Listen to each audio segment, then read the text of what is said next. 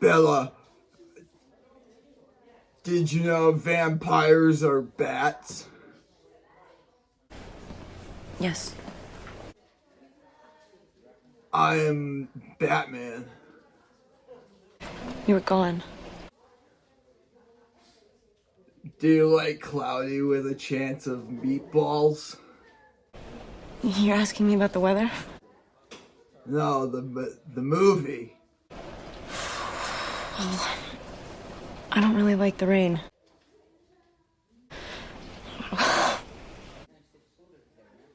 Do you like hot dogs? Any cold, wet thing, I don't really. Will you touch my batarang? Feels really nice. I am Hope. I believe you.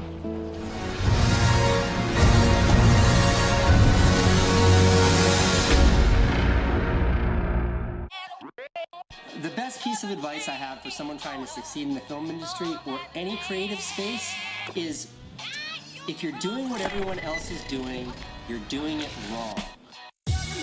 Hey yo everybody, welcome back to the ohmmymod channel.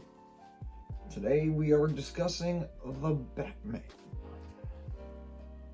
Now I gotta be honest, when I first heard about the Batman coming out, I was quite skeptical. I have seen more than enough Batmans in the last couple of years. Never mind the fact that I was actually kind of interested in seeing Ben Affleck in a sole Batman movie. That whole DC shit was just, it was bad. And then when I heard that the Twilight vampire was going to be taking over for Batman, I really had my doubts. But then I saw the trailer.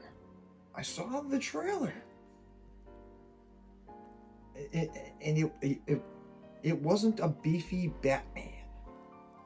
It was Robert Pattinson, not bulky, and a dark noir looking trailer, and it was different. It hooked me. So I went and I saw it in theaters this Saturday. I did not dislike the film. I did not love the film, but I did enjoy the film.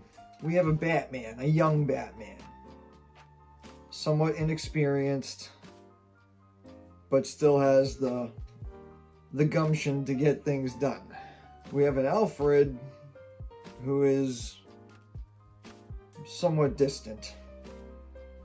Gotham is in shambles, and I mean, we thought Christian Bale's Gotham was dark. This is real gritty, dark. Gotham is a shithole. Gotham is falling apart, man. And so Batman realizes that he's already been doing this long enough to know that he can't be in multiple places at once. So he's begun this tactic of there's no other way to really put it. He practices fear-mongering. I don't want to spoil too much, but it's etched in stone that Batman has been here and people are aware of Batman. We're not starting fresh. There is no mom and dad story. There's hints to the mom and dad story, but there isn't a full-blown Wayne family massacre. This is already established in the storyline, which I really liked. We all know what happened to Batman. We all know how it went down. We don't need to go down that path again. It's done. We all know. We know. Mama, Papa Wayne, kapowie kapowie. Batman, very cool. Bruce Wayne, he's there. I would like to know what Bruce Wayne's screen time was overall, because I am confident in saying that he's got like 20 minutes screen time, 25 minutes tops. Other than that, all Batman, and I like that. I don't care about Bruce Wayne. I don't think anybody cares about Bruce Wayne. I think in all of the Batman movies, my least favorite parts of the Batman movies were the parts that focused on Bruce Wayne. Michael Keaton, by far my favorite Bruce Wayne character. Subtle, quiet, funny at times, but very subtly funny. All Batman. And I think actually that's where a lot of the disconnect happens in a lot of this, a lot of negative reviews that I'm reading, is a lot of people were kind of focused on Robert Pattinson's Bruce Wayne. So I think I'm a big fan of this Batman. Our Catwoman, Selina Kyle. I'm a big fan of Kravitz. She's a great actress, don't get me wrong. However, how Catwoman was scripted into this movie, it feels really rushed. I take that back. Damn, that's spoilery. I can't put that in there. Selina Kyle. It's not Michelle Pfeiffer. I'm just gonna say it. I'm just gonna come out and say it. I don't care what I don't know what y'all are. I get where y'all are coming from.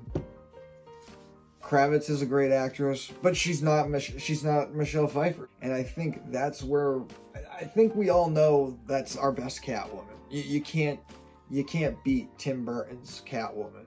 Michelle Pfeiffer nailed it. And even the storyline leading up from, her changing from human to whatever the hell Michelle Pfeiffer turned into in Batman Returns, that I feel like I don't know why nobody else has done that. I don't know why they didn't do that for this. Riddler. Paul Dano, amazing. As always, I've always been a fan of Paul Dano in all the movies that he's ever been in, especially when he was a youngster. A lot of people are complaining that he was a little dark.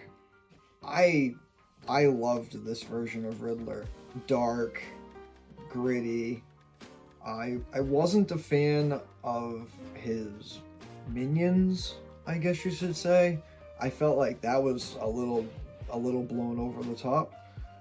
But Paul Dano does an awesome job, and I love this version of Riddler. Penguin. Colin Farrell, man. My God. I think the best acting, I have to say it was Colin Farrell, because when you're watching the movie, it never crosses your mind that could ever possibly be Colin Farrell in front of you. I don't have words to explain. You have to watch it. I still don't know. I still don't know. Right now, to this day, you could tell me that it was Colin Farrell who was playing Penguin, and I believe you, but you could also walk up to me and say that Steven Tyler was playing the Penguin, and I would have to just take your word for it, because honestly, the makeup and the acting and the voice change, just amazing. Colin Farrell is so underrated. Jim Gordon, played by Jeffrey Wright. Now, I've never seen. I'm gonna be honest, I don't think I've seen Jeffrey Wright in other movies. In this version of Batman, Jim Gordon is he's a yes man, and he's really working in between Batman and the police like he typically does, but it's more of he's a balancing act. The police really don't like Batman, and Batman just trying to get some work done, and the exchange between the police and Batman is just not the greatest, and Jim Gordon's just kind of in there, I don't really know. I don't know what else to really say about Jim Gordon in this movie. Falcone, John Turturro. Really the last person I really kind of expected to play Falcone. Typically he's usually played as a larger mob boss, and I have to say I really liked this version of Falcone. Collected, cool, but still kind of sinister. You actually kind of grow to like him in a weird kind of way. You'd have to see it. You grow to like him. Now I'm going through the cast and crew to kind of make sure I touch all my bases and really hit on everybody that I kind of need to. And I can't help but notice that when I scroll down to the bottom of this list, now this could just be an error, but it says that Margot Robbie, Matthew McConaughey, and J.K. Simmons are all in this. And I don't remember seeing any of them. Batman's armor. Now, I didn't know this from looking at the suit itself, but I found out later that his suit is actually, if you look closely, his suit is actually made of melted down, welded together guns, which I thought, I mean, now that I know, that's a really cool fact. I wish they kind of highlighted that in the movie. Maybe they did and I just didn't catch it. Granted, I did go to a late showing and I was tired, but I don't remember that being a point in the movie. Anyhow, his suit's really cool. I enjoy the aesthetic of our new Batman. The Batmobile. What the fuck? The Batmobile. Oh, this Batmobile is epic. Now, I don't know if they intend on keeping this Batmobile. I don't know if they intend on keeping this bat suit, or if there's going to be an upgrade in the future. There's supposed to be 2 more installments after this movie. You can see in this movie, you can watch Batman's progression from start to finish. They make it a point to drive that into the movie. I feel, I could be wrong, but I feel like in the future we're going to see more of a development of Bruce Wayne from his interaction, whether it be his interactions with Selina Kyle, driving him out socially to get, him interacting with more people. I don't know if that's going to develop more of a Bruce Wayne character. Build up Batman's confidence, and he's going to develop more gear, get more contacts. The Batmobile will get upgraded. I don't know. I hope the Batmobile doesn't get upgraded, because as it is right now, the Batmobile's friggin' sweet, man. The car chase scene is one of the greatest Batmobile scenes I've seen in a while. I have to say. Christian Bale nails it, but this Batmobile,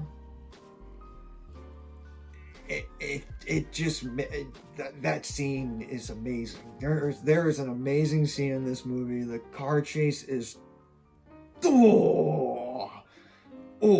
it's good. It's good. I hope we keep it. I want to keep this Batmobile. Doing my best here to not spoil anything, but I have to touch on the ending, because how on earth could I really, give you guys an honest rating of this movie without touching on the ending. I wasn't a fan of the ending, and here's why I wasn't a fan of the ending. It left you with more questions than answers, which could be done deliberately because of, there's more movies coming, but I feel like if that was the case, it could have been done a lot better. I'm not going to tell you all what happens at the end, but there is an exchange, and I wasn't a fan of the exchange. And if and when you guys see the movie, you'll understand what it is that I'm talking about. feel free. I'm going to post another video either tomorrow or the day after where we'll review this movie with spoilers, and we'll talk about that more. Overall, I gotta give this movie an 8 out of 10. I walked in with low expectations. I left satisfied. I'm happy. I look forward to seeing more Robert Pattinson as Batman. I'll eat my words. I'll eat my words. I like a sparkly vampire Batman. Let me know what you guys think in the comments down below. Are you going to be seeing this movie? Have you seen this movie? What are you looking forward to? What did you enjoy? What didn't you enjoy? Let me know. Make sure you smash like, subscribe if you haven't already, and I look forward to seeing you guys in the next one. Chickadee, chickadee, chow. You know, I know the scriptures say, judge not lest ye be judged, but you know, I'm just gonna come out and say it. This guy's a real jerk. Jerk. Real jerk. Jerk. Jerk. This guy's a real jerk. But you know, I'm just gonna come out and say it. Say it. This guy's a real jerk. Reviewers are calling it everything from shit to fucking shit.